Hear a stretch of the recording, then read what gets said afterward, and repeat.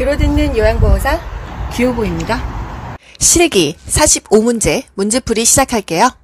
여러분이 직접 문제를 풀 때 어떻게 풀어야 되는지를 보여드리도록 할게요. 1번 치매 대상자의 식사를 돕는 방법으로 옳은 것은 1번 식탁에 앉아서 같이 생선가시를 제거한다. 여러분 가치가 틀렸죠? 식탁에 앉으면 바로 식사할 수 있게 미리 생선가시나 뼈를 제거합니다. 2번 사용하기 편하도록 가벼운 숟가락을 준비한다. 무거운 숟가락, 손잡이에 약간 무거운 숟가락을 사용해서 쥐고 있다는 사실을 잊어버리지 않도록 한다고 했어요. 3번 음식을 거부할 때는 갈아서 한 번에 먹인다. 갈아서 먹일 수는 있습니다. 저작이 불편한 대상자죠. 한 번에 먹이지 않았었죠. 음식을 거부할 때는요. 불편한 것을 확인합니다. 입안에 상처가 있는지, 틀니 문제가 있는지, 약 부작용이 있는지, 수저 사용법을 잊었는지, 눈이 잘 안 보이는지, 시력에 문제가 있는지 등을 확인하게 되겠어요. 4번 평소에 좋아하는 드라마를 보면서 식사하게 한다. TV 보게 하지 않습니다. 안정된 식사 분위기를 위해서 TV는 끕니다. 의치가 느슨하면 의치를 빼고 식사하게 한다. 요게 정답이죠. 의치가 식도로 넘어가거나 막을 수가 있어요. 잘 고정되어 있는지 확인을 하고요. 느슨한 의치는 끼우지 않습니다. 이렇게 여러분 X표를 거가면서 그렇게 해서 맞는 답을 찾으시는 거예요. 2번 편마비 대상자에게 식사를 제공할 때 사례를 예방하는 방법으로 옳은 것은 1번 국물이 많은 음식을 줍니까? 밥을요 국이나 물에 말아 먹지 않습니다. 말아 먹지 않는다. 그래야지 사례가 걸리지 않으니까요. 2번 음식을 뜨겁게 해준다. 적당한 온도가 좋고요. 3번 국수는 적당한 크기로 잘라서 준다. 우리 냉면 국수 먹을 때 잘라서 먹습니다. 4번 맛이 있는지 물어보면서 음식을 입에 넣어준다. 물어보면 살에 걸리죠. 먹는 도중에 말 시키지 않습니다. 말 시키지 않는다. 5번 입안에 음식이 남아있을 때 다음 음식을 넣어준다. 남아있을 때가 아니죠. 완전히 삼켰는지 확인하고 그리고 나서 입에 넣어주는 게 되겠습니다. 그래서 정답은 3번이요. 3번 대상자의 약물 복용을 돕는 방법으로 옳은 것은 1번 색이 변한 물약은 흔들어서 복용하게 한다. 색이 변했다는 건 뭔가 상했다는 거죠. 색이 변했거나 혼탁한 약물은 버립니다. 버린다. 그리고 약을 따르기 전에 약물은 흔들어서 섞는다. 2번 물을 충분히 제공하여 약을 잘 삼키게 한다. 뭐 틀린 거 없습니다. 맞죠? 일단 표시를 해요. 3번 물약은 라벨이 없는 쪽을 잡고 용액을 따른다. 라벨이 젖지 않도록 라벨이 붙은 쪽이죠. 붙은 쪽을 잡고 용액을 따라요. 왜냐면 여기 라벨이 있는데 이쪽을 잡고 따라야지 이게 뭔가 여기 흘러도 라벨이 지워지지 않기 때문이에요. 4번 손바닥에 덜어낸 후 남은 알약은 약병에 다시 넣는다. 다시 넣으면은 세균 먹겠죠? 알약은 약병에서 이 약 뚜껑으로 옮겨요. 약병에서 약 뚜껑으로 옮긴 다음에 이 손으로 만진 약은 다시 넣지 않습니다. 약을 바로 집어넣지 않아요. 다 오염되니까요. 5번 캡슐약은 벗겨서 가루만 숟가락에 넣고 물로 녹여서 투약합니까? 캡슐약은 벗기지 않죠. 약은 상태 그대로 투약하는 거지 임의로 쪼개거나 가루내서 먹이면 안 됩니다. 약효가 일정하게 농도를 유지해야 되는데 뭐 가루를 내거나 하게 되면은 너무 빨리 흡수가 돼버리잖아요. 위험합니다. 4번 다음 그림 중에서 물약을 사용하기 위해서 병뚜껑을 열어 내려놓는 방법으로 옳은 것은 뚜껑을 열었어요. 그러면은 그냥 뚜껑의 밑바닥이 아래 오고요. 이 윗부분이 위로 오게 돼야 돼요. 그래야 오염이 되지 않겠죠? 정답은 가예요. 5번 대상자가 옷에 변을 지렸을 때 대처 방법은 1번 기저귀를 채워준다. 기저귀는 최후에 고르라고 했습니다. 2번 4시간마다 이동 변기를 데워준다. 옷에 변을 지렸어요. 이게 뭐 최선의 답은 아닐 것 같아요. 3번 즉시 창문을 열어 냄새를 제거한다. 다 치우고 나서 환기를 하지 즉시 열면은 안 됩니다. 감기 걸립니다. 4번 자존감을 지켜주기 위해 모르는 척한다. 5번 불쾌감을 느끼지 않도록 옷을 갈아입힌다. 변을 지렸을 때 옷을 빨리 갈아입히도록 합니다. 6번 다음 그림 중에서 중이염을 앓고 있는 대상자에게 귀약을 투여할 때 귓바퀴를 잡아당기는 방향으로 옳은 것은 후상방이죠? 요 부분이 되겠습니다. 귀의 윗부분을 잡아요. 그리고 뒤쪽으로 당기면서 약물이 귀 안쪽으로 잘 들어가게 해줍니다. 치료할 때 그 귀를 위쪽 후상방으로 잡아당긴다. 또 귀약 투여 후에 귀 입구를 부드럽게 눌러주고 약 5분 정도 눕게 합니다. 작은 솜을 15분에서 20분 동안 귀에 느슨하게 끼워 놓는 것도 기억나시죠? 양쪽 귀에 귀약을 넣을 때 한쪽 귀에 약을 넣고 5분간 같은 자세로 있고 또 그 다음에 다른 쪽 귀에 약을 넣으면 되겠어요. 7번 요실금 대상자의 배뇨를 돕는 방법으로 옳은 것은 1번 배뇨 후 아랫배를 눌러줘 방광을 완전히 비운다. 맞죠? 꾹 짜줘서 이 방광을 완전히 비워준다고 했었습니다. 2번 주기적으로 도뇨관을 사용한다. 주기적으로 도뇨관을 사용하는 대상자는요. 전립선 비대증 대상자입니다. 전립선이 비대했을 때는 주기적으로 도뇨관을 사용할 수 있다. 3번 식이섬유가 적은 음식을 제공한다. 우리 교재에 식이섬유 적게 먹으라는 말은 없었죠. 식이섬유가 풍부한 채소나 과일로 변비를 예방해라. 특히나 복압성 요실금 대상자 식이섬유 많이 먹으라고 했어요. 4번 더운 물주머니를 복부에 대어준다. 더운 물주머니를 복부에 대어주는 거는요. 배뇨곤란일 때, 오줌이 잘 안 나올 때입니다. 5번 활동을 제한하여 배뇨 횟수를 줄인다. 활동을 제한하지 않죠. 충분한 수분 섭취를 해서 방광 기능을 유지하죠. 그리고 케겔 운동, 골반 근육 강화 운동을 시켰어요. 8번 간이 변기를 사용하여 배설하는 대상자를 돕는 방법으로 옳은 것은 여러분 간이 변기가 어떻게 생긴 거죠? 이렇게 생겼습니다. 간이 변기를 대주는데 1번 변기는 찬물로 닦은 후에 데워준다. 너무 차갑겠죠? 변기는 따뜻한 게 좋아요. 따뜻한 물로 데워서 침대 옆이나 의자 위에 놓는다. 2번 변기 놓을 자리에 젖은 수건을 깔아주면 찝찝하겠죠? 3번 배설하지 못했으면 변이가 생길 때 다시 데워준다. 맞습니다. 다시 데워줘요. 변이가 생길 때. 4번 침대를 평평하게 하여 힘주기 쉬운 자세를 취하게 하나요? 항상 우리가 대소변 보는 자세가 좋아요. 침대를 올려주죠. 머리맡을 올려줍니다. 그래서 배에 힘을 주기 쉬운 자세를 취해야겠어요. 평평한 게 아니다. 상체를 올려준다. 5번 바지를 내린 후 허리 아래쪽에 무릎 덮개를 덮어준다. 내린 다음에 덮어주는 게 아니라 덮어준 다음에 내립니다. 바지 아랫부분을 무릎 덮개로 늘어뜨려 덮은 후 바지를 내린다. 이동변기는 이렇게 의자처럼 앉아있고요. 간이변기는 침상에 누워있을 때 대줄 수 있습니다. 이동변기는요. 이 변기 요 부분을 탈부착하죠. 뜨거운 물로 세척할 수 있어야 된다. 소독약으로 소독할 수 있는 재질이어야 된다. 이런 것들이 국가고시 키워드이고요. 간이변기는요. 열탕으로 소독할 수 있도록 충분히 내열성이 있어야 된다. 침상에서 용변을 해결하는 용도이다. 9번 유치도뇨관을 삽입한 대상자를 돕는 방법. 유치도뇨관이 뭐죠? 소변줄을 계속 꽂고 있는 게 유치도뇨관이죠. 침상에서 절대 안정을 한다. 침대에서 자유로이 움직일 수 있다. 보행도 가능하다. 이걸 알려줘야 돼요. 절대 안정은 아닙니다. 2번 하루에 한 번 방광세척을 한다. 방광세척은 의료행위예요. 의료행위는 금지되죠. 유치도뇨관 교환하는 거 우리가 하지 않습니다. 삽입하는 거 하지 않죠. 방광세척도 하지 않아요. 3번 소변주머니는 바닥에 닿게 고정시킨다. 바닥에 닿지 않고요. 어디보다 낮게 놓는다. 방광보다는 낮게 놓는다. 그리고 아랫배보다는 낮게 놓지만 바닥에 닿게 하지는 않습니다. 역류를 방지하고 감염 방지하기 위해서 우리 몸보다는 이 소변 주머니가 더 아래에 있어야 된다 이거예요. 4번 소변이 새면 유치도뇨관을 즉시 제거한다. 뭔가 문제가 생기면 우리는 보고를 합니다. 아시겠죠? 또 금기사항이 없는 한 수분 섭취를 권장한다. 요거 맞죠? 금기사항이 없으면 수분 섭취는 권장합니다. 10번 기저귀 사용을 도울 때 젖은 기저귀를 빨리 새 기저귀로 갈아줘야 되는 이유가 뭐예요? 피부가 손상되면 욕창이 생기니까요. 그쵸? 1번 저체온증을 예방하기 위해서, 2번 요실금 횟수를 줄이기 위해서, 3번 피부 손상을 예방하기 위해서 맞죠? 4번 혈액순환을 촉진 아니죠? 5번 기저귀의 의존성을 줄이기 위해서 아니죠?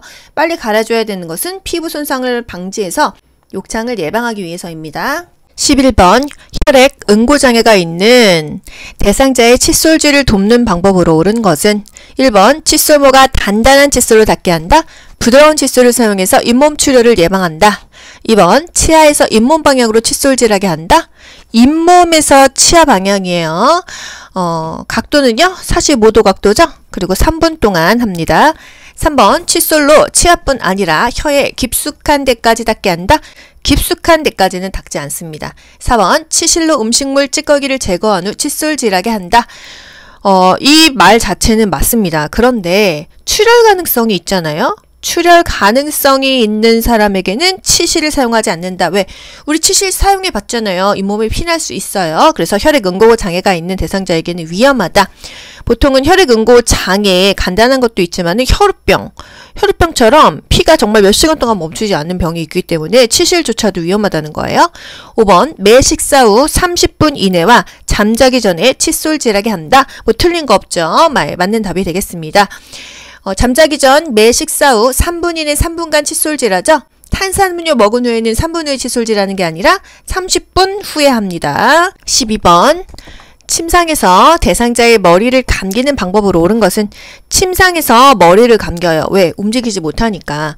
1번, 린스를 한 후 따뜻한 물로 헹군다? 뭐 틀린 거 없죠. 2번, 손톱을 이용하여 두피를 마사지한다? 손톱이 아니라 손가락 끝 또는 손끝으로 마사지하지 손톱으로 하면 두피가 상하죠. 3번, 두피에 염증이 있으면 두피 보호제를 바른다? 뭔가 문제가 있으면요? 보고합니다. 4번, 대상자의 어깨가 침대 모서리에 오도록 한다? 이 침대가 이렇게 있으면요. 이 머리가 침대 모서리에 오도록 몸을 비스듬히 하는 거예요. 어깨가 아니고요. 머리입니다. 머리. 5번, 머리를 감긴 후 남은 물기는 자연 건조되게 한다? 자연 건조되게 하기엔 너무 춥습니다. 마른 수건으로 제거하고에 드라이기를 사용하도록 합니다. 13번, 통목욕 시 대상자를 씻기는 순서로 옳은 것은 씻기는 순서예요. 우리 몸에서 먼 쪽부터 일단 다리 씻기고요. 팔, 몸통, 회음부가 맨 마지막입니다. 다리가 몸에서 먼 쪽이죠. 그리고 팔, 몸통, 회음부 요 순으로 씻기도록 하겠어요. 일단 통목욕은요. 대상자를 목욕 의자에 앉히죠. 발끝부터 물을 묻혀서 미리 온도를 느껴보게 하고요. 다리, 팔, 몸통 순서로 헹군 다음에 회음부를 가도록 하겠습니다. 회음부가 맨 마지막이에요. 여기서 보기를 보더라도요. 다리에는 두 군데밖에 없잖아요. 그리고 회음부가 첫 번째는 아니라는 거. 이렇게 바로 답을 맞추실 수도 있어요. 14번, 발에 혈액순환을 촉진하는 방법으로 옳은 것은 1번, 보습제를 듬뿍 발라준다. 혈액순환이에요. 2번, 산성빈으로 거품을 내어 씻긴다. 3번, 낮 시간 동안 자외선에 노출시킨다. 4번, 따뜻한 물에 15분 동안 담가준다. 혈액순환에는 요게 정답이 되겠습니다. 5번, 식초물에 적신 수건으로 감싸준다? 아닙니다. 15번, 중증 치매 대상자의 옷을 갈아입히는 방법으로 옳은 것은 중증 치매 대상자예요. 옷을 갈아입히는 방법. 1번, 선자세에서 옷을 갈아입힌다. 넘어지면 고관절 다칩니다. 앉아서 입게 하고요. 2번, 단추가 달린 옷으로 갈아입힌다. 단추는 좀 어렵잖아요. 조이지 않는 고무줄 바지가 가장 편합니다. 그리고 찍찍이. 3번, 스스로 옷을 갈아입도록 자리를 피해준다. 중증 치매 대상자가 스스로 갈아입을 수 있을까요? 안전을 위해서 옆에서 지켜봅니다. 4번, 갈아입기를 거부하면 목욕 시간을 이용한다. 요거 맞죠? 갈아입기를 거부한다고 하면 목욕 시간에 목욕하고 갈아입히면 되겠습니다. 자연스럽게요. 5번, 겉옷이 맨 위로 오게 할 옷을 정리하면요. 바지 위에 팬티 입어요. 그래서 속옷부터 순서대로 정리해 놔야지만 순서대로 옷을 입습니다. 16번, 대상자를 옆으로 눕혔을 때 안정되고 편안한 자세는 옆으로 눕혔을 때 이런 자세가 편안합니다. 어떻게 편안해요? 일단 무릎, 그리고 머리 밑, 그리고 이 팔꿈치에다가 쿠션을 대줘서 지지하게 만듭니다. 어떤 게 편안할까? 그리고 여러분 보세요. 무릎도 구부렸죠? 엉덩이 뒤로 뺐죠? 예, 요게 이제 어떤 것이 정답이 될까요? 1번, 엉덩관절과 무릎관절을 편자세 불편하죠. 2번, 여기도 마찬가지로 편자세라고 했어요. 그리고 보기 4번의 편자세니까 일단 틀렸겠죠? 그렇다면 굽힌 자세긴 굽힌 자세인데 엉덩관절과 무릎관절을 굽힌 자세 이게 맞을까요? 엉덩관절은 펴고 편다는 말은 없어요. 엉덩이도 구부리고 무릎도 구부리고요. 굽힌 자세인데 다 구부린 자세가 정답이더라 이겁니다. 대상자의 엉덩관절과 무릎관절은 굽힌 자세가 편하고요. 엉덩이를 뒤로 빼면 자세가 더 편안해지죠? 베개의 위치는 머리 아래 그리고 이 위로 올린 다리 아래 그리고 요 팔, 대상자 가슴 앞에 팔을 지지해주면 편안하게 되겠습니다. 17번, 다음 그림과 같이 두 다리를 편 상태로 대상자를 똑바로 앉히면 손상될 수 있는 뼈가 어디예요? 넙다리뼈죠? 넙다리뼈 여기가 부러질 수가 있다 그랬어요. 이게 어떤 대상자일 경우였죠? 사지마비 대상자 이렇게 앉힐 때 어떻게 하라 그랬어요? 두 다리를 편 상태에서 무리하게 앉히면 넙다리뼈, 대퇴부가 골절될 수 있다. 그래서 편 편 상태는 안 되고 펼쳐서 놓아야 된다 했습니다. 구부린 상태를 무리하게 펴지 않고 그냥 펼쳐만 놔라. 쭉 피지 말고 펼쳐만 놓아라 했어요.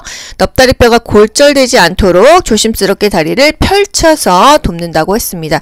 사지마비 대상자 이렇게 앉을 때 상체만 두고 지지한다고 했어요. 어디요?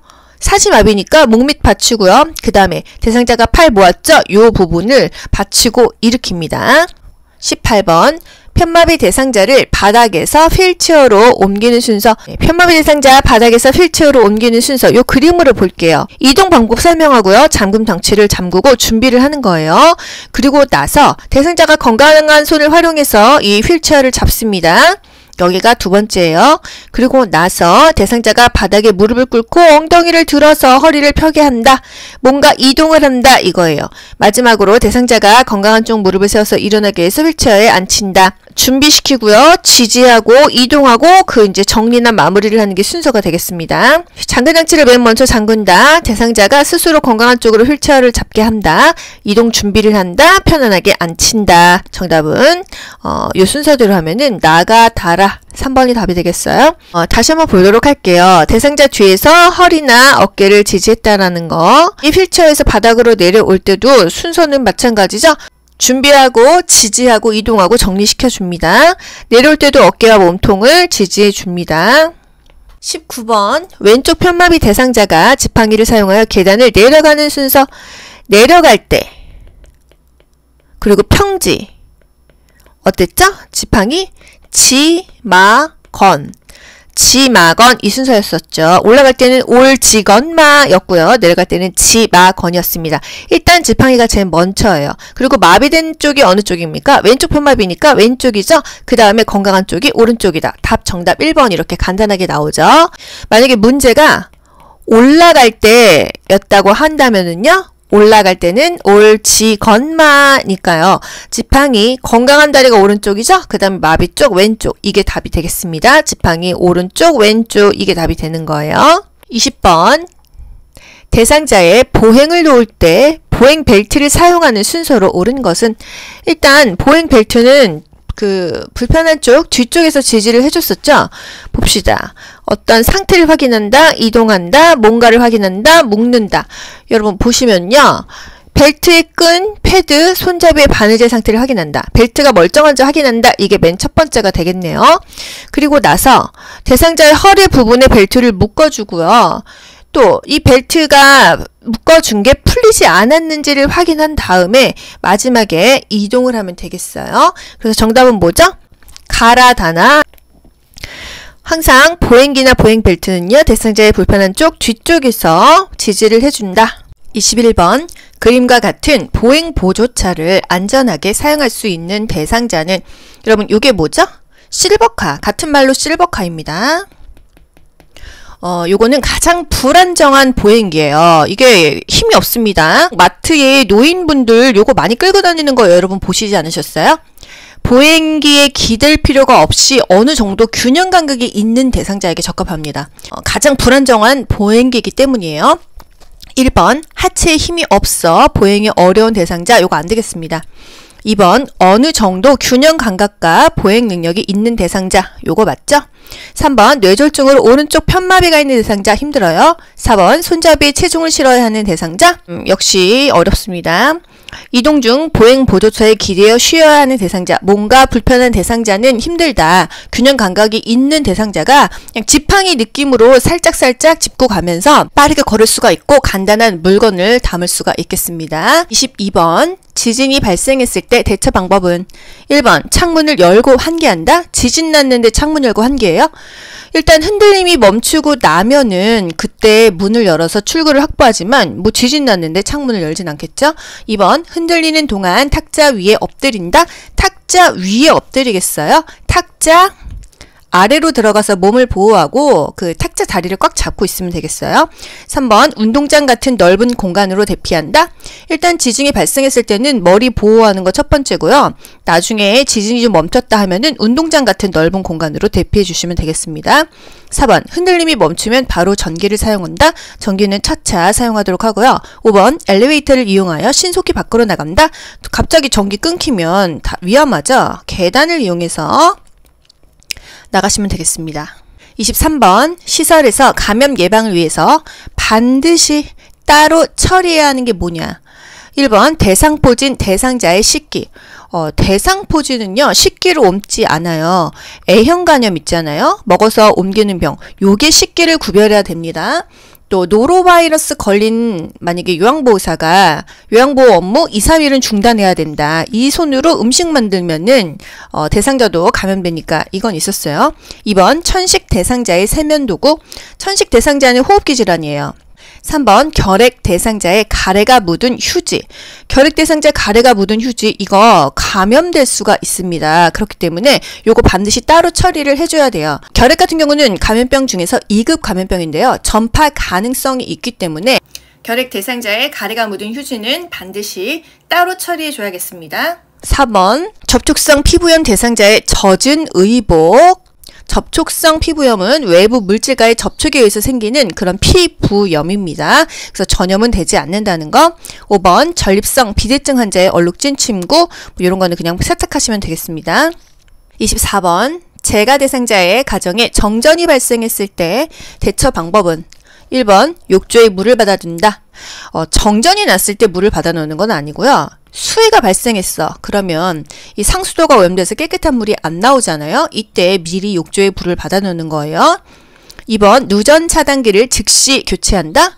정전이 되면 누전 차단기가 이상이 있는지 확인하는 거지 바로 교체는 아닙니다. 3번 두 손으로 벽을 짚으며 밖으로 나간다. 한 손으로만 짚어야 돼요. 한쪽 손으로만 짚어야 이게 출구를 찾아서 나가지 왼손 오른손 번갈아 가면서 하게 되면 다시 안으로 들어갑니다. 4번 정전으로 해동된 식품은 다시 냉동하지 않았죠. 재냉동하지 않습니다. 5번 전기가 복구된 후에 가전제품 플러그를 콘센트에 하나씩 꽂는다. 요게 안전한 방법이 되겠어요. 25번 재가 대상자의 식사를 준비하는 방법으로 옳은 것은 1번 음식이 뜨거울 때 간을 맞춘다. 뜨거울 때 간을 맞추면 양념이 많이 들어가죠. 짜게 됩니다. 뜨거울 때 간을 맞추지 않는다. 2번 멸치와 표고버섯으로 국물을 만든다. 뭐 이거 무리가 없는 답이죠. 3번 생선을 오래 굽고 육류는 기름에 튀긴다. 생선은 오래 구우면 질겨진다고 했어요. 질기고 딱딱해진다. 또 육류는 오래 구우면 부드러워진다. 기름에 튀기지 않습니다. 육류는 오래 구우면은 보쌈처럼 부드러워집니다. 4번 엿과 설탕 같은 단당류로 음식을 조리한다. 그러면은 너무 당분이 많잖아요.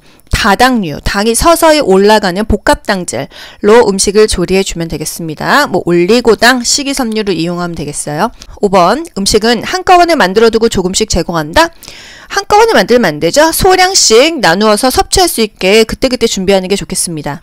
26번 다음의 표시 방법으로 건조해야 하는 세탁물은 그늘이라는 표시입니다. 그늘에서 건조한다. 또 옷걸이에 걸어서 건조한다. 이런 게 뭐가 있을까요? 볼게요. 그늘진 곳에서 옷걸이로 걸어야 되는 의복이 뭐가 있을까? 일단 꽃무늬 블라우스, 그늘에서 건조한다. 색상에 있는 의류나 합성섬유는 그늘에서 건조를 시킵니다. 이거 뭐 적당하다 이거예요. 이불은요, 눅눅한 침구, 그늘에서 말렸죠. 양털, 오리털 이불은 그늘에서 말렸습니다. 또 청바지는요, 색이 바라지 않게 뒤집어서 말린다. 지퍼는 열어둔다 했어요. 면 티셔츠, 햇볕에 건조시켰죠? 살균 효과가 있다.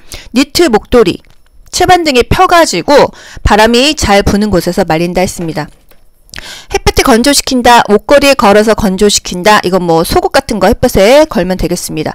우리 문제에 나왔던 거 그늘에서 건조시키고 옷걸이에 걸어서, 그늘이라는 말에서 뭐 합성섬유나 색깔 있는 의류일 수 있겠다. 또는 이불 중에서 양털이나 오리털 이불은 그늘에 말린다고 했어요.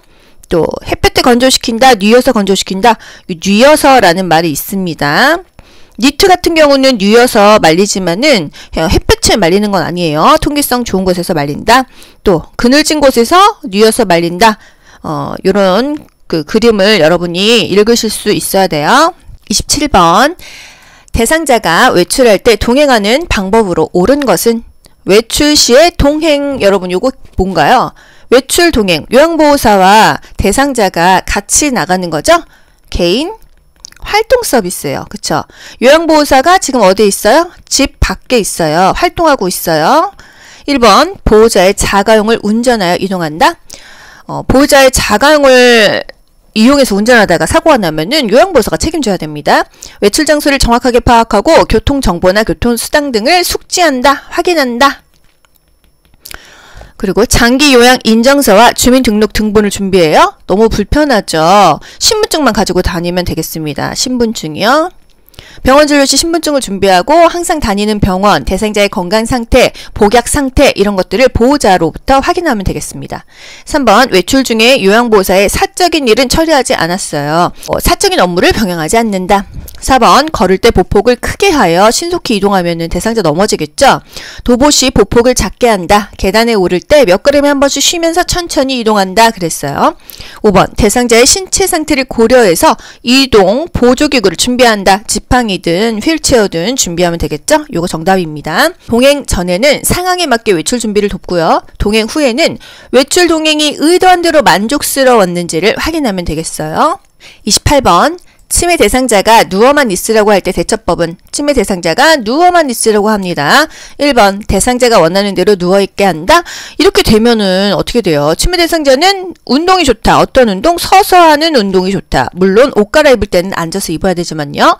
할 수 있는 일은 스스로 하게 해서 남아있는 기능을 유지하게 한다. 잔존 기능을 유지하게 해줘야 되지 그냥 그대로 방치하면은 힘들다. 2번 누워만 있으라고 하는 이유를 물어본다. 치매 대상자에게는 부정적인 이유를 물어서 상기시키지 않는다고 했습니다. 왜? 라는 거 물어보지 않는다고 했잖아요. 그죠? 3번 게으른 습관은 건강을 해칩니다. 이렇게 설명합니까? 정면에서 야단치거나 부정하거나 무시하지 않아요. 4번 대상자가 좋아하는 화분에 물을 주게 한다. 요거 맞죠? 습관적으로 해오던 일들은 할 수 있어요. 대상자에게 남아있는 기능을, 잔존 기능을 최대한 살려줍니다. 5번 주기적으로 환경을 바꾸어 기분을 전환해준다. 일반적인 사람은 괜찮은데요. 치매 대상자는 환경을 바꾸는 게 치명적이라고 했습니다. 대상자의 생활 자체를 소중히 여기고 환경은 바꾸지 않는다. 노인은 침상에서 3일에서 3주만 움직이지 않고 누워있어도 걷지 못하게 된다. 이런 말이 우리 교재에 있습니다. 아주 사소한 것이라도 본인이 할 수 있는 것은 하게 해야지만 계속 할 수 있습니다. 3일에서 3주만 움직이지 않아도 걷지 못하게 된다. 정말 이렇습니다. 그래서 노년기에는 낙상을 조심해라. 뼈가 부러지게 되면 보통 4주, 6주 누워있잖아요. 그래서 이때 이후로 잘 못 걸으시는 분이 많기 때문에 항상 노년기에는 낙상을 조심해야 됩니다. 29번 대상자의 안전을 고려하여 방을 관리하는 방법으로 옳은 것은 안전을 고려해서 방을 관리하는 방법. 1번 침대 및 바닥에 두꺼운 요를 깔아둔다. 그쵸? 침대에서 떨어졌어도 이 요를 깔아뒀으니까 쿠션 역할을 해서 덜 다치겠죠? 2번 큰 유리창을 투명하게 하여 밖이 잘 보이게 한다. 밖이 잘 보이는 건 좋은데요. 부닥칠 수가 있습니다. 그래서 눈높이에 맞춰가지고 그림을 붙이거나 뭐 유리 이런 글씨를 써가지고 유리라는 것을 알게 해야 돼요. 3번 프라이버시를 위해서 방 안에 잠금 장치를 설치한다. 예, 일단 창문이 안전하게 잠겨 있는지 확인해야 되고요. 방 안에서는 잠그지 못하는 문으로 설치해야 됩니다. 안에서 잠가버리면은 어떤 일이 있을 때 대처를 못하니까요. 4번 다른 사람의 눈에 잘 띄지 않는 방으로 배정한다. 잘 띄는 방으로 배정해야 됩니다. 가족이나 요양보호사가 잘 관찰할 수 있는 곳에 위치해야 돼요. 위생적인 거 그리고 안정적인 것을 우선으로 고려하고요. 1층이 좋을까요? 2층이 좋을까요? 1층이 좋습니다. 5번 방안이 따뜻하도록 대상자 옆에 난로를 켜둔다? 위험해요. 방 안에 난방기구 켜놓았으면 또 화상 입을 수 있죠. 치매 대상자는 그 인지 기능이 떨어져 있기 때문에 혼자 하게 해서는 안 됩니다. 그래서 전체적인 난방을 해요. 뭐 보일러를 올려주는 그런 난방이 좋겠죠. 부분 난방은 하지 않아요. 위험한 물건은 치매 대상자가 발견할 수 없는 곳에 보관해야 됩니다. 그냥 애기라고 생각해야 돼요. 그래서 침대 및 바닥에 주권요를 깔아둔다. 요게 안전한 방법이 되겠습니다.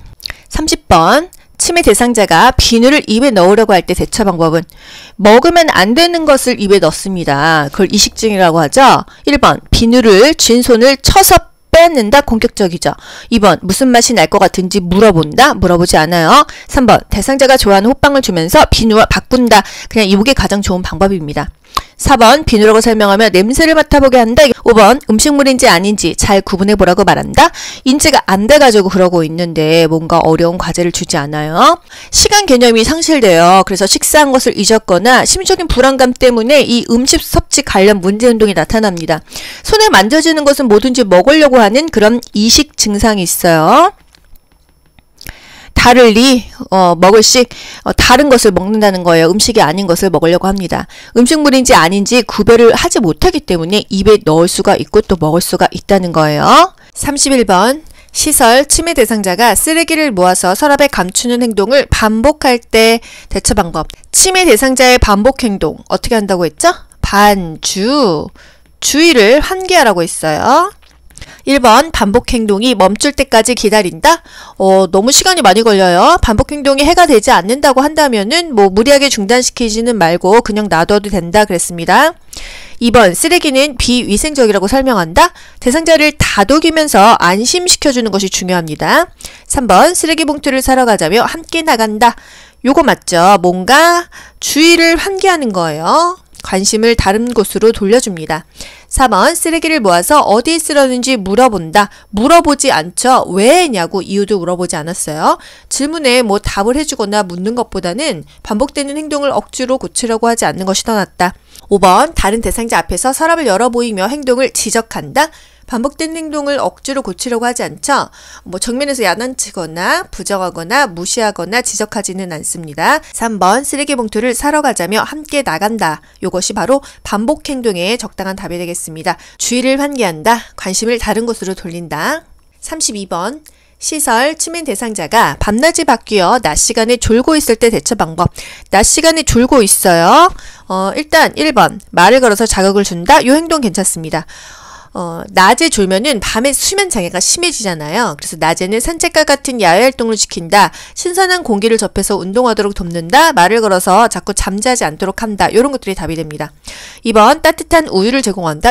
너무 공복시 배가 고파서 잠이 안 온다 하면은 따뜻한 우유를 마시게 합니다. 3번 낮잠을 충분하게 자게 한다. 낮잠을 충분하게 자면은 밤에 더 잠이 안 와요. 4번 주위의 소음을 최대한 줄인다. 소음을 줄이면 더 잠이 잘 오겠죠. 5번 수면에 적정한 온도를 취한다. 이건 다 숙면의 방법이에요. 졸고 있을 때는 말을 걸어서 자극을 줘서 낮잠을 자지 않도록 하는 것이 중요하겠습니다. 33번 침해 대상자가 딸이 오기로 했다며 밖으로 나가려고 문 앞에서 서성거릴 때 대처 방법은 이거 뭐 하는 거죠? 나가려고 문 앞에서 서성거린다. 요거 배회 행동이에요. 침해 대상자의 배회 행동. 1번 딸은 오늘 못 와요 라고 말한다. 2번 딸이 언제 오기로 했어요? 물어보지 않았어요. 3번 어르신 요즘 자주 그러시네요 라고 말하지 않죠. 4번 딸과 먹을 음식 만들어요 하며 함께 식사를 준비한다. 요게 맞는 답이 되겠습니다. 고양이나 그 가족에 대한 대화를 나눠서 관심을 다른 곳으로 돌리는 거죠. 관심을 다른 곳으로 돌린다. 그래서 정서 불안에 의한 배회를 줄여주면 좋겠어요. 5번 어르신 우리 음악 들을까요? 라며 라디오를 크게 틀어준다. 크게 틀지 않죠. 안전한 환경을 제공하고 소음은 차단합니다. 텔레비전이나 라디오를 크게 틀어놓지 않죠. 집안은 환하게 하지 어둡게 하지 않아요. 라디오를 크게 틀어놓지 않는 이유. 소음은 침해 대상자로부터 뭔가 포위당했다는 느낌이 들게 할 수 있기 때문에 TV나 라디오를 크게 틀어놓지는 않습니다. 정답. 배회할 때 딸과 먹을 음식을 만들어요 하며 함께 식사를 준비하거나 또는 배 코스를 만들어주는 거 또는 좋아하는 노래를 함께 부를까요? 이렇게 하고요. 함께 산책을 하거나 가족들과 함께하는 시간을 갖게 하거나 가족사진을 걸어두는 게 좋겠어요. 34번 침해 대상자가 아들이 내 퇴직금 통장을 가져갔어 라며 반복적으로 화를 낼 때 이것도 마찬가지로 침해 대상자의 반복적인 행동이에요. 1번 아들에게 연락하여 확인한다. 2번 통장을 직접 찾아서 건네준다. 3번 아들은 그럴 사람이 아니라고 말한다. 4번 통장을 가져가는 것을 보았는지 물어본다. 5번 이야기를 들어주며 속상하겠다고 다독인다. 이게 가장 근접하죠. 일단 침해 대상자의 감정을 이해하고 수용해주는 것이 가장 중요하겠습니다. 침해 대상자가 보고 들은 것에 대해서 아니라고 부정하지 않아요. 다투지 않아요. 부정하지 않는다. 다투지 않는다. 35번 시설 침해 대상자가 휠체어에 앉아있는 대상자에게 화를 내며 끌어내리려고 할 때 이거 파괴적인 행동이죠. 침해 대상자의 파괴적인 행동. 1번 휠체어를 타고 싶은지 물어본다. 물어보지 않습니다. 2번 다른 휠체어를 갖다 주겠다며 찾으러 간다. 3번 더 좋은 휠체어를 타러 가자며 데리고 나간다. 주의를 환기하는 거예요. 천천히 침해 대상자의 그 관심 변화를 유도합니다. 또 다른 자극은 주지 않죠. 4번 위험한 행동을 하면 집으로 돌려보낸다고 말한다. 5번 두 사람이 모두 다칠 수 있다며 힘으로 제압한다. 관심을 변화시키고 주의를 환기시켜 주는 것이 반복 행동이 가장 좋고요. 파괴적인 행동에도 좋은 방법입니다. 침해 대상자의 파괴적인 행동. 자주 일어나진 않지만 또 수개월 내에 사라집니다. 이해하지 못할 때는 같은 말로 계속 반복해주고요. 왜 그랬어요? 상기시키지 않는다고 했죠? 대상자가 프로그램에 참여하고 있을 때 파괴적 행동이 나타난다고 한다면은 그 프로그램을 중지하고 다른 자극을 주지 않고 조용하게 쉬게 합니다. 온화하게 얘기해야겠어요. 왜 그러세요? 이렇게 화를 내면 안 되고요. 충분히 이해합니다. 이런 표현을 해줘야 돼요. 특정 노인만 마주치면 화낸다고 한다면요. 방을 바꿔서 마주치지 않게 하는 것이 정답입니다. 36번 시설 침해 대상자가 해질녘이 되면 밖으로 나가겠다며 문고리를 잡고 흔든다. 석양증후군이죠.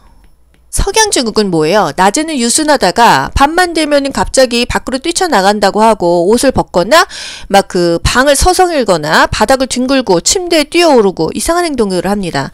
그렇다고 한다면 밖이 저녁이 아니다라는 것을 연출해 줘야 돼요. 그래서 조명을 환하게 해줄 수 있다고 했었죠. 1번 잠잠해질 때까지 지켜본다. 2번 조용한 방에 혼자 있게 한다. 혼자 있게 하지 않습니다. 3번 커튼을 쳐서 실내를 어둡게 하는 게 아니라 커튼을 치고 조명을 꺼서 밖이 지금 캄캄하지 않다. 밤이 아니다. 밤이 아니다. 라는 것을 연출해 주는 게 중요한 거예요. 4번 아끼는 인형을 주며 안아주라고 한다. 괜찮죠? 침해 대상자는 인형이나 애완동물, 익숙한 소리를 듣거나 이 좋아하는 것에서 위안을 받을 수가 있어요. 그렇기 때문에 이것을 돕는다. 커튼을 닫는 거는 맞는데 조명을 밝게 합니다.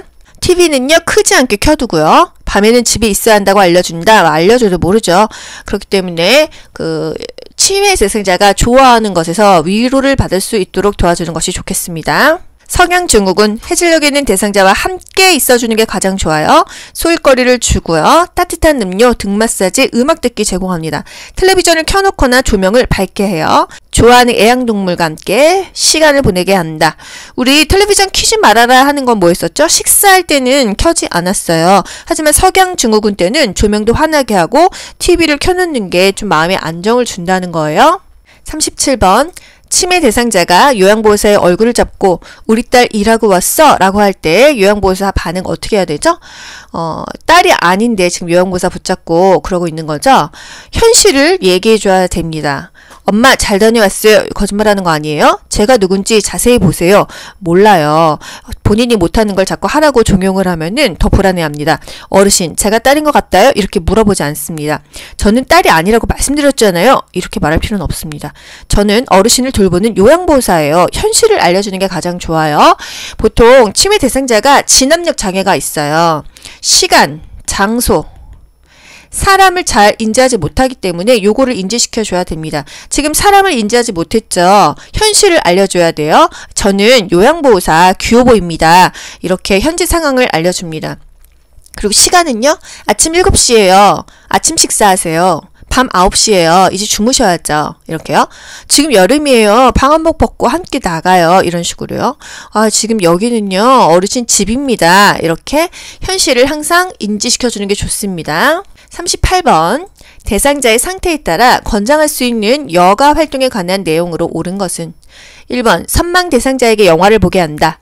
선망 대상자는 헛것을 봅니다. 그렇기 때문에 현실을 인식시켜주는 것이 좋지 영화를 보게 하면은 이건 가상이잖아요. 더 나빠진다. 2번 편마비 대상자에게 그림을 그리게 한다. 잔존 기능을 유지해야겠죠? 건강한 쪽으로는 그림을 그리는 것도 좋습니다. 어렵지 않죠? 흥미는 느낄 수가 있어요. 3번 관절염 대상자에게 배드민턴을 치게 한다. 관절염 대상자 배드민턴 치기 어렵습니다. 신체적인 그 기능이나 상태에 맞게 해야겠죠. 심근경색증 대상자에게 등산을 하게 한다. 마찬가지로 신체적인 기능이나 상태에 맞게 합니다. 5번 침해 대상자에게 처음 가보는 길을 산책하게 한다. 익숙한 길 가라고 했잖아요. 환경을 바꾸지 않는다고 했습니다. 39번 다음 대화에서 요양보호사의 공감적 반응으로 옳은 것은 나를 도와줬던 요양보호사는 그만뒀어요? 그 사람 참 잘했었는데 아유 섭섭하죠. 이런 얘기를 들으면 우리 요양보호사 뭐라고 답변하면 좋을까요? 공감적인 반응이에요. 아 섭섭하셨구나. 그분 참 일을 잘하셨구나. 저도 좀 잘해볼게요. 이게 좋은 대답입니다. 1번 서로 적응될 때까지 기다리세요. 2번 그런 식으로 말하시니 제가 많이 서운하네요. 이거는 나 전달법 아닙니까? 3번 제가 그 사람보다 경력이 더 많아서 잘할 수 있어요. 4번 제가 마음에 들지 않으시면 다른 사람 소개해 드릴까요? 너무 좀 그렇죠. 그 사람의 일을 참 잘했나 봐요. 저도 열심히 노력할게요. 이게 공감적인 반응이에요. 교과서적인 원하는 답입니다. 공감적인 능력이 뭐죠? 나는 당신의 상황을 알고 있고 당신의 기분을 이해합니다. 다른 사람의 상황이나 기분을 같이 느낄 수 있는 게 공감적인 능력이죠. 이해하고 감정을 함께 느끼고 이 느낀 바를 잘 전달하는 게 공감적인 반응이에요. 40번 다음 상황에서 요양보호사가 나 전달법으로 반응한 것은 아침은 먹기 싫어서 안 먹었어. 어르신이 좋아하는 청국장찌개였는데요. 대상자 아무 말 안 합니다. 요양보호사 뭐라고 얘기할까요? 아우 식사를 안 드시니 속상하네요. 걱정되네요. 요게 답입니다, 여러분. 나 전달법은요. 대화의 주체자가 주어가 되는 거예요. 그래서 I 메시지라는 거예요. 내가 이렇게 주어가 되어서 얘기합니다. 너 때문에 이게 아니에요. 배가 고프지 않으세요? 청국장 실증 나셨어요? 다른 거 고구마 드릴게요. 요 청국장 건강이 좋아요. 이거보다는요. 뭐 하셨다니 안 좋네요. 옷 안 갈아입으시니까 감기 걸리실까봐 걱정돼요. 제가 속상해요. 이게 항상 I 메시지입니다. 나 전달법이에요. 안 좋네요. 걱정돼요. 속상해요. 이게 바로 나 전달법이에요. 서술어만 봐도 답이 딱 나온다는 거. 아유 제가 조바심이 나고 걱정돼요. 염려돼요. 속상해요. 내가 느끼는 바를 솔직하게 말하는 거예요. 나를 주어로 말합니다. 나를 주어로 말한다. 원하는 바를 정확하게 말해줍니다. 41번 치매 대상자와 의사소통할 때 지켜야 되는 기본 원칙으로 옳은 것은 1번 톤이 높거나 큰 소리로 이야기한다. 톤이 높게 이야기했나요? 목소리는 낮은 음조로 천천히 차분히 상냥하고 예의 바르겠죠. 너무 큰 목소리나 톤이 높으면 말하는 사람이 화난 것으로 여깁니다. 2번 네 아니오로 답할 수 있게 질문한다. 요거 맞죠? 치매 대상자가 질문에 대해서 답을 할 수가 없어서 좌절감을 느끼잖아요. 그래서 왜 이렇게 묻지 않고요. 네, 아니오로 간단하게 대답할 수 있도록 질문하는 게 좋겠습니다. 3번 긍정형 질문보다 부정형 질문을 한다. 부정형보다는 긍정형이 좋겠어요. 4번 대화 시 여러 사람이 함께 참여하게 한다. 정신없겠죠.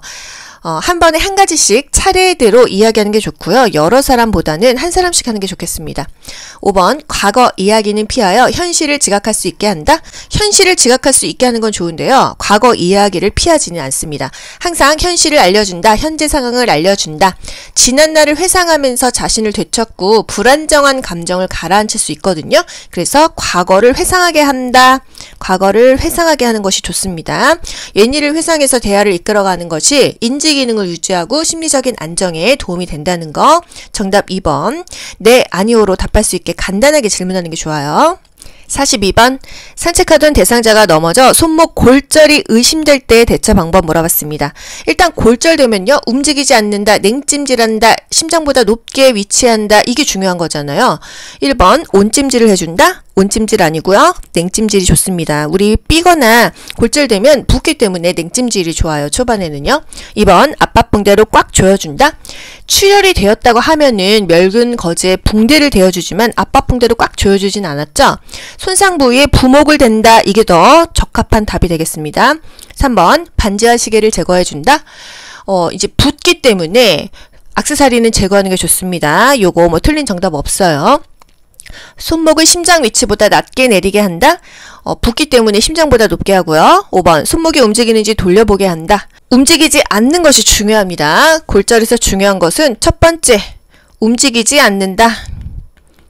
부목되기 전에는 절대로 움직이지 않는다는 거, 그리고 냉찜질 한다는 거, 그리고 심장보다 높게, 심장보다 그 다친 부위, 손상 부위를 높게 한다는 거 중요하겠습니다. 그리고 액세서리는 제거한다. 요거는 화상에서도 마찬가지예요. 붓기 때문에 액세서리는 미리미리 제거한다는 거. 골절되면 움직이지 않는다. 장신구를 제거한다. 냉찜질한다. 부목을 이용하여 고정한 다음에 병원으로 이송한다. 이게 중요한 겁니다. 대상자를 신속하게 일으켜 세우지는 않았었죠? 43번. 대상자가 경련을 하며 쓰러졌을 때 응급처치 방법으로 옳은 것은, 경련하면 여러분 중요한 거 뭐예요? 첫 번째로 기도 유지, 두 번째로는요 주변에 위험한 물건을 치워서 공간을 확보한다. 다치지 않게 한다 이 말입니다. 1번 일으켜서 침대로 옮긴다. 틀렸죠? 2번 머리 밑에 부드러운 것을 대어준다. 머리 밑에 부드러운 것을 대어준다. 맞습니다. 경련하다가 다칠 수 있기 때문에 머리 밑에 부드러운 수건을 대주죠. 3번 머리를 뒤로 젖혀 기도를 확보해준다. 이거는 기도를 유지하는 것이긴 기도를 유지하는 것인데요. 경련했을 때는 무조건 고개를 옆으로 돌려야 돼요. 뒤로 젖히는 게 아니라 고개를 옆으로. 경련하면은 무조건 고개를 옆으로 하는 것이 중요합니다. 아시겠죠? 그냥 기도 유지하는 건 우리 심폐소생술 할 때였어요. 4번 경련이 끝날 때까지 팔다리를 붙잡아준다. 강제로 붙잡지 않습니다. 5번 혀를 깨물지 않게 입을 벌려 손수건을 물린다. 이물질을 넣어서는 안 됩니다. 입안에 상처가 생길 수도 있고요. 호흡이 곤란할 수가 있어요. 그래서 뭔가 입안에 물리지 않습니다. 경련하면 중요한 거는요. 고개를 옆으로 돌린다. 주변에 위험한 물건을 치워준다. 고개를 옆으로 돌려주고 조용히 기다리며 관찰한다. 이런 것들이 답이 되겠고요. 머리 아래 부드러운 것 대준다. 몸에 깎이는 넥타이나 단추, 옷을 풀어준다. 억지로 대상자를 꽉 붙잡아서 멈추게 하지 말고 주의 깊게 관찰한다. 경련이 5분 이상 지속된다고 하면은 119에 신고한다 또는 보고한다. 이런 것들이 다 답이 되겠습니다. 44번. 대상자에게 심폐소생술을 할 때 가슴을 압박하는 방법으로 옳은 것은, 우리 심폐소생술 30대 이하죠? 심장소생은 30. 이게 심폐소생술이에요. 가슴 압박 때 인공호흡이에요. 1번 명치 아래 부위를 압박한다. 명치 아래가 아니고요. 가슴 중앙의 흉골, 가슴뼈 아래에 2분의 1 지점을 압박했어요. 2번 양쪽 팔을 45도 정도 굽혀서 압박한다. 어깨와 일직선으로 이루기 위해서 팔꿈치를 쭉 폈죠. 쭉 펴서 한다. 3번 분당 100에서 120회의 속도로 압박한다. 요거 맞았죠. 30대 2로 하는데 요 사이클이 한 3번 돌면은 거의 1분이 됩니다. 100에서 120회. 등 밑에 낮은 베개를 고인으로 압박한다. 평평한 곳에 바르게 눕힙니다. 5번 최대 3cm 정도의 깊이로 가슴을 누르게 압박한다. 5cm죠? 6cm는 넘기지 않는다고 했어요. 심폐소생술 순서 어떻게 됐었죠? 반도각이 인상. 반응을 확인하죠? 여보세요? 괜찮으세요? 그리고 도움을 요청합니다. 거기 노란 티 입으신 분 119에 신고 좀 해주세요. 거기 청바지 입으신 분 자동 심장 충격기 좀 갖다 주세요. 그리고 나서 가슴 압박하고요. 이게 심장 소생하는 거죠. 그 다음에 기도 유지하고 인공호흡 합니다. 이게 폐를 소생하는 거예요. 30대 이었어요. 그리고 상태를 마지막에 확인합니다. 마지막 문제예요. 45번. 대상자가 한꺼번에 많은 약물을 복용한 후에 구토를 했을 때 대처법. 한꺼번에 많은 약물을 복용했어요. 1번 구토를 억제하는 약물을 제공한다. 구토를 유도하라는 지시가 없다고 한다면은 굳이 억제시키지 않습니다. 2번 남은 약을 가지고 병원에 간다. 남은 약을 가지고 가야 돼요. 어떤 약을 먹었는지를 알아야 그거에 따라서 구토를 시킬 수도 있고 위세척을 할 수도 있거든요. 구토를 시켰는데 이 식도나 기도가 망가져서 말을 못할 수가 있어요. 약물에 따라서 위세척을 하는 약물도 있고요. 구토를 시키는 약도 있습니다. 3번 옷을 느슨하게 하고 따뜻한 물을 먹인다. 물을 먹이지 않습니다. 뭔가 의식이 없는 상태에서는 마실 것을 주시면 안 돼요. 4번 구토물을 즉시 치워 주위를 깨끗하게 한다. 구토를 했을 경우에 그 토사물을 모아두었다가 의료진이 분석할 수 있게 합니다. 자살 시도할 수도 있잖아요. 약이 없어요. 그러면 구토물로 어떤 성분을 먹었는지를 분석합니다. 5번 엎드려 고개를 옆으로 돌린 자세로 눕힌다. 엎드리는 게 아니죠. 똑바로 눕힌 자세에서 고개를 옆으로 돌려주는 게 좋죠. 엎드리는 게 아니었습니다. 여러분 수고 많이 하셨어요.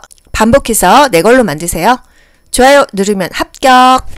귀로 듣고 고득점 합격하는 비결이 귀요보에 있습니다.